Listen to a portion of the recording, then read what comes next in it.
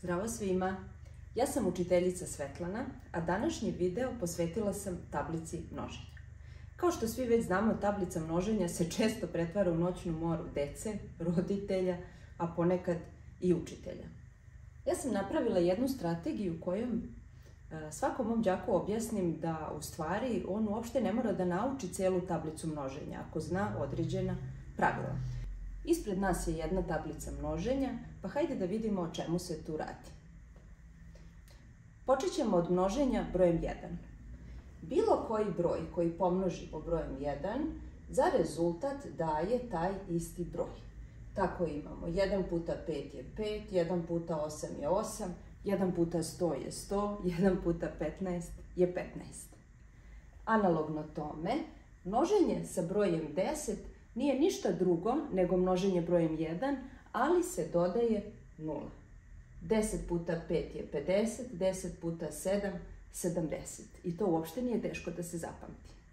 Sada možemo ta dva primjera da sklonimo iz tablice. Idemo da vidimo dalje. Obzirom da množenje sa brojem 1 imamo i u svakom primjeru, kao što vidite, ako znamo zamenu mesta činilaca, odnosno da je 8 puta 1 isto što je 1 puta 8, da je 7 puta 1 isto što je 1 puta 7, onda onaj deo tablice koji je stajao ovde i koji smo uklonili možemo da polako uklonimo i iz drugih primjera, jer time što smo savladali množenje sa 1, savladali smo i ovaj deo. Isto to važi i za množenje sa brojem 10. Evo ga, ova naša tablica već izgleda prilično smanjeno. Idemo da vidimo sada koji je to sledeći korak. Ja bih vam preporučila da to bude množenje brojem 5, zato što množenje brojem 5 ni malo nije teško, ako znamo da brojimo, odnosno 5, 10, 15, 20, 25, 30. Za to nam može poslužiti naša ruka. Svaki prst zamislimo da je broj 5 i tako brojimo. Ako hoćemo da izračunamo koliko je 3 puta 5, onda ćemo raditi ovako. 5, 10, 15. Ako hoćemo da izračunamo koliko je 6 puta 5, 5, 10, 15, 20, 25, 30. Deci sam često znala i da napišem broj 5 na svakom prstu, dok to nisu savladali. Naravno, u početku vidjet ćete da oni sami koriste svoje prstiće na stolu, ispod stola, ali vremenom moći će taj proces da obavljaju samo zamišljajući ga u svojoj glavi.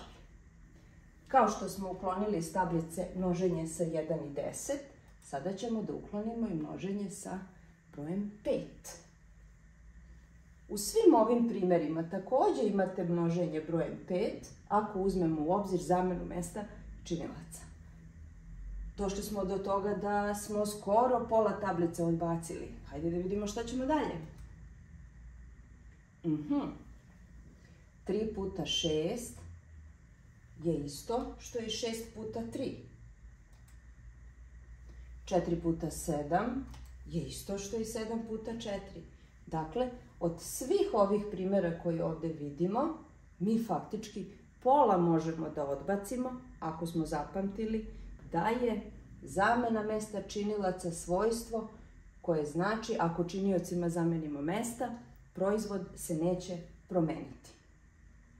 Ajde da vidimo šta je sa množenjem brojem 2. 2 puta 2, 4, 2 puta 3, 6, 2 puta 4, 8. Pa jednostavno, ako saberemo 5 plus 5 je 10, to je isto što i na dva mesta po 5. Odnosno, množenje brojem 2 znači da broj koji množimo u stvari saberemo sam sa sobom. Ako uklonimo i množenje sa 2, ako znamo da svaki od ovih primjera ima svoj par, složit ćete se sa mnom da tablica množenja uopšte nije bauk.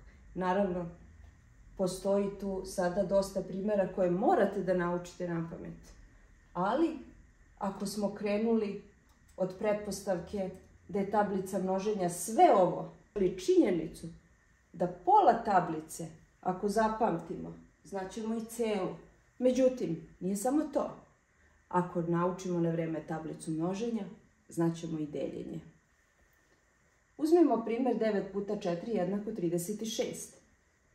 36 podeljeno sa 4 daje 9, a 36 podeljeno sa 9 daje 4. To možemo primeniti na kompletnu tablicu množenja. Dragi moji đaci, dragi moji roditelji i kolege, nadam se da je ovaj video bio od koristi. Ako jeste, zapratite moj kanal, ako to već niste uradili. Ako nije bio od koristi, ne zamerite. Neki sljedeći video će vam se sigurno više dopasti. Pozdrav!